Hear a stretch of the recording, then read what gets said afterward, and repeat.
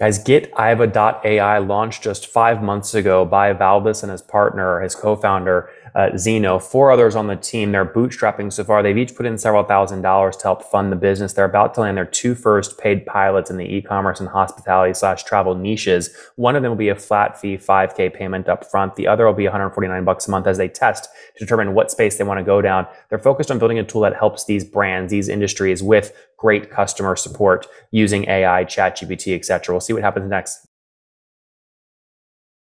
Hey folks, my guest today is Valgus Sprogus. He specializes in business development, sales, coaching, and project implementation. That experience helped his business clients achieve cost savings over $100 million. In his previous roles, he worked in team management, CRM, and startups, scale-ups, unicorns, and elsewhere. Again, now building a tool called Eva.ai. Valdis, you ready to take us to the top? So where should we kick this off? That's correct. Great. Well, I'm excited that you're here. Tell us what the company does and maybe do that through a customer example you can share.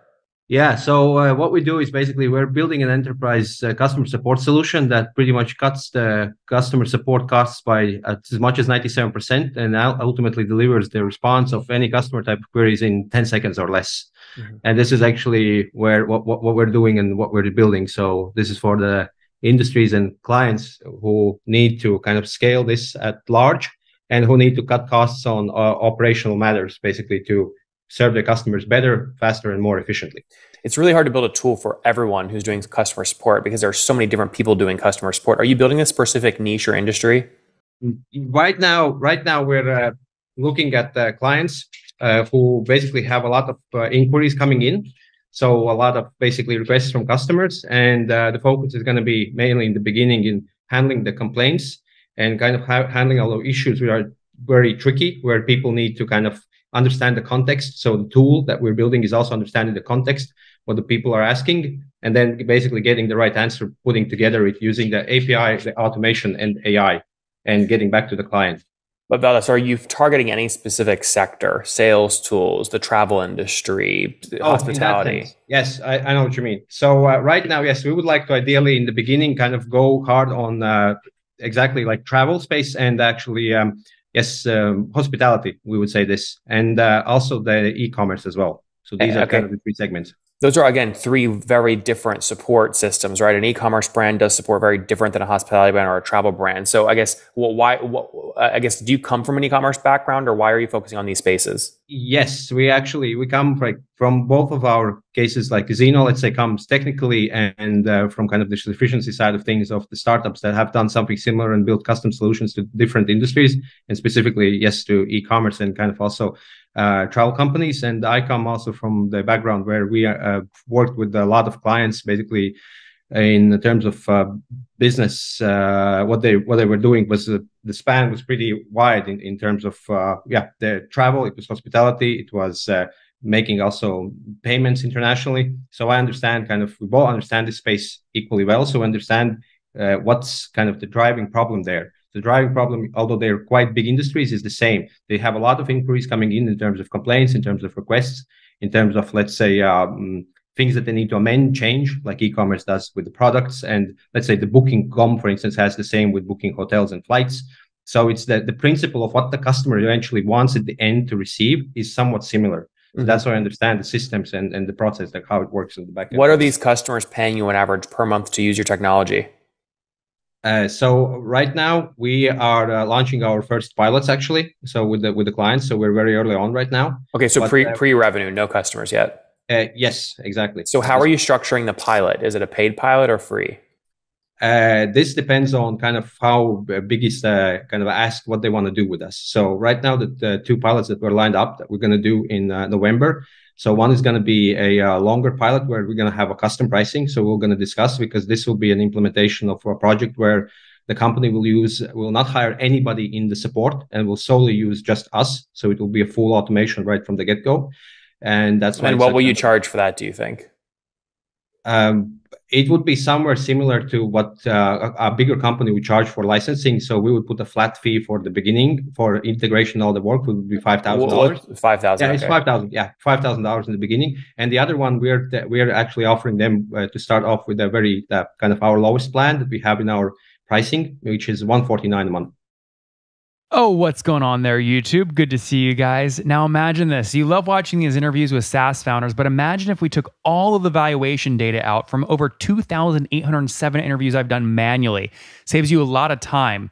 Well, we've done this. We've built it into the beautiful interface inside of FounderPath. Check this out. I'll show you how you can access this in a second, but you log in, you connect your Stripe account, you see your valuation real time, you can see what it changed over the past 88 days, and even set goals for valuation this year. Now, the secret to valuation is there's many different ways to value a SaaS business. So the reason you're going to see 3 or 4 different valuations inside of your FounderPath dashboard, this is all free by the way, is because depending on who's doing the buying of your SaaS company, you're going to get a different valuation. A VC is going to pay a different valuation. Private equity firm is different. If you're going to do a minority sale, that's different. And if you sell the whole business, that's a different valuation. You can see all those when I hover over here. Right, so the teal is what a VC would pay, yellow is what private equity, and red is if you sold the whole thing outright. Now, what's cool about this is not built off random data. Again, you guys hear these interviews on YouTube. All these data are built from real-time valuation data points founders share with us on the show. So traction, 1.2 million, seed round, 3.7 raise, they sold 22% of their business. Go in here and filter by the event. Maybe you only want to see companies that have sold the whole business. Well, here are a bunch that have been acquired, the valuation and the multiple. Maybe you're going out right now and you're raising your seed round. Well, go in here and look at all this recent seed deals that went down, what they raised, what valuation they raised at, and what percent that they sold.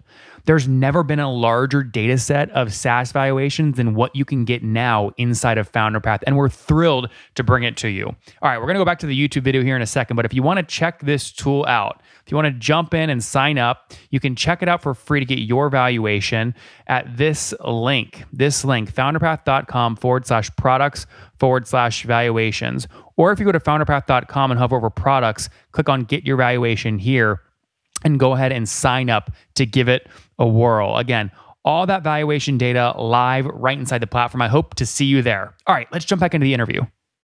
And how long have you guys been working on this? When was the first line of code written? So it was actually somewhere around May, June. So when we incorporated, somewhere in that time. So actually, in basically 4 or 5 months, we built from kind of scratch on a paper and having an idea to actually building a functional MVP. And a lot of entrepreneurs, obviously, when they jump into their own thing, there's many months they go without pay, and you've got to have some strategy to be able to pay your living expenses, right, while you're taking the risk on the startup. Yes. So you guys haven't been paid for 4 or 5 months now. How are you covering living expenses? We have our savings and other means of getting the income, so we're fully bootstrapping right now, but we can do it for a little more while, yeah. Okay. Are you guys doing consulting on the side, or you're just solely living off savings? Yes and no. So both. I mean, Zeno has kind of a few things going on, a couple of things, so he's fine. He can go on like that. And I have some consulting, yes, on the side as well, and savings. Mm-hmm. So, are you taking consulting clients and converting them to the software? Or that's how you got the 2 pilots? Not really. The pilots actually came from introductions and from clients that I worked and served earlier before that I worked in my previous jobs. So my consulting is more on the kind of an individual level, not on a company level. Why has it taken 5 months to get, your first signed and paid pilot? Because in the beginning, we wanted to narrow down what we're doing, because right now this, the whole kind of, when we talk about AI space, automation space, it's very saturated. So there's a lot of noise right now, but everybody's doing everything, and it's kind of maybe hard to discern where's the focus. And so we wanted to really pin down where we want to focus, like where we're going to be best at. Because just like you said before, building something for everything is not the point. Mm-hmm. So we wanted to kind of niche down. And that's why it took us a bit of a time to work through some sessions and brainstorm and find out where we want to be.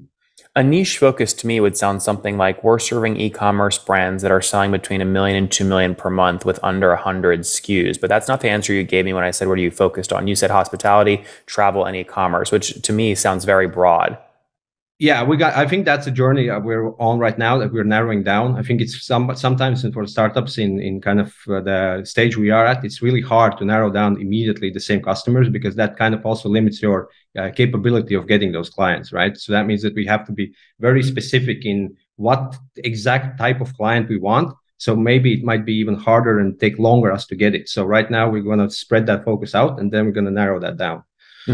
So are you waiting for clients to come to you and then you're going to pick one to focus on? Or are you saying we're going to focus on this niche and you're going to go get the customers in that niche? Not really, actually. We have ways of how we're getting to these clients that we're in the categories that we mentioned already. So we're exploring these options. We have the introductions, we have referrals. I'm tapping into the pool of clients that I worked before as well, like I said, in previous companies, like in Wise, for instance. So we're taking that approach first because it's easier to get these talks going. If you have one pilot though in travel and one pilot in e-commerce, you're only two people. You don't have time to build world-class solutions in both industries. So why isn't there more focus on just one industry? We're not actually two people only. We have about 5 to 6 more people right now. Okay, but Valdis, the statement is still the same, right? There are teams of hundreds of people focused on support just for travel. The point is you're a small startup and focus is how you win, right? So I guess why have you let yourself sort of stay wide at the top of the funnel? We're gonna start only on a small subset or a small segment. So I think this is how it goes with the B2B, at least, and also my previous experience where I worked at other companies. You start with a pilot, even in a bigger company, in a small kind of department and in one place, and to basically you prove that it works because we know it works, and then we go from there on.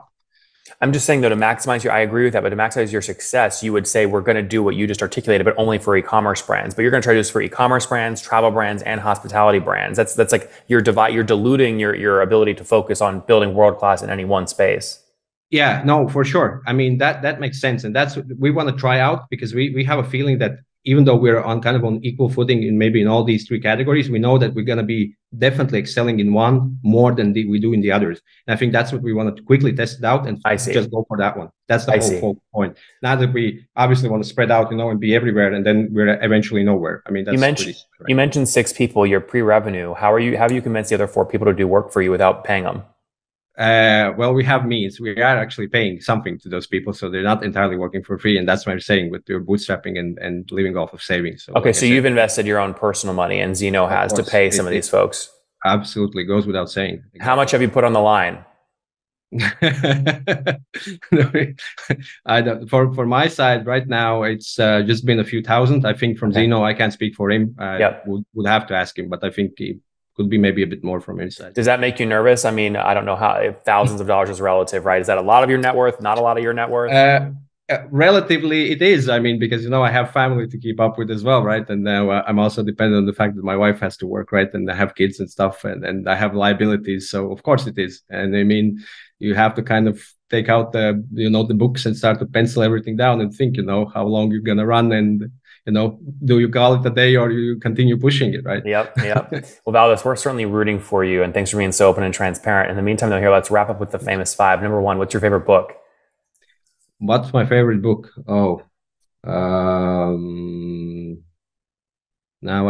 Actually, it is. It's the Compounding Effect.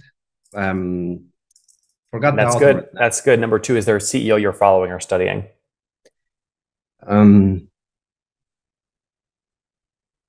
A CEO.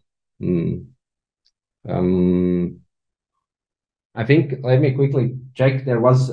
No, you can say none. If these are rapid fire, if it's not top of mind, we can skip it.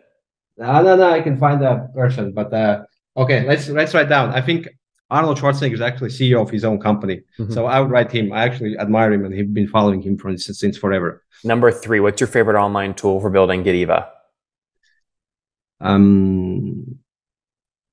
From the things that I've done, actually, Canva. Number 4, how many hours of sleep do you get every night? Oh, I would wish I would have more. Probably around 5, I think. Okay. And situation, you mentioned married. How many kids? I have 2 kids. 2 kiddos. And how old are you? 35. Last question. Something you wish you knew back when you were 20, Valdis? That it's better to start working as early as you can before you go to study, because I think I realized that after I started studying, I should have actually started working for a few years and then went to study. Guys, GetIva.ai launched just 5 months ago by Valdis and his partner, his co-founder, Zeno. 4 others on the team. They're bootstrapping so far. They've each put in several $1,000s to help fund the business. They're about to land their 2 first paid pilots in the e-commerce and hospitality/travel niches. One of them will be a flat fee $5K payment up front. The other will be $149 a month as they test to determine what space they want to go down. They're focused on building a tool that helps these brands, these industries with great customer support using AI, ChatGPT, etc. We'll see what happens next. Valdis, thanks for taking us to the top. Yeah, thanks, Aidan. It was nice to be here. One more thing before you go. We have a brand new show every Thursday at 1 p.m. Central. It's called Shark Tank for SaaS. We call it Deal or Bust. One founder comes on, 3 hungry buyers, they try and do a deal live, and the founder shares back-end dashboards, their expenses, their revenue, ARPU, CAC, LTV, you name it, they share it. And the buyers try and make a deal live. It is fun to watch every Thursday, 1 p.m. Central. Additionally, remember, these recorded founder interviews go live. We release them here on YouTube every day at 2 p.m. Central. To make sure you don't miss any of that, make sure you click the subscribe button below here on YouTube, the big red button, and then click the little bell notification to make sure you get notifications when we do go live. I wouldn't want you to miss breaking news in the SaaS world, whether it's an acquisition, a big fundraise, a big sale, a big profitability statement, or something else. I don't want you to miss it. Additionally, if you want to take this conversation deeper and further, we have by far the largest private Slack community for B2B SaaS founders. You want to get in there. We've probably talked about your tool if you're running a company or your firm if you're investing. You can go in there and quickly search and see what people are saying. Sign up for that at nathanlatka.com/Slack. In the meantime, I'm hanging out with you here on YouTube. I'll be in the comments for the next 30 minutes. Feel free to let me know what you thought about this episode. And if you enjoyed it, click the thumbs up. We get a lot of haters that are mad at how aggressive I am on these shows, but I do it so that we can all learn. We have to counter those people. We got to push them away. Click the thumbs up below to counter them and know that I appreciate your guys' support. All right, I'll be in the comments. See ya.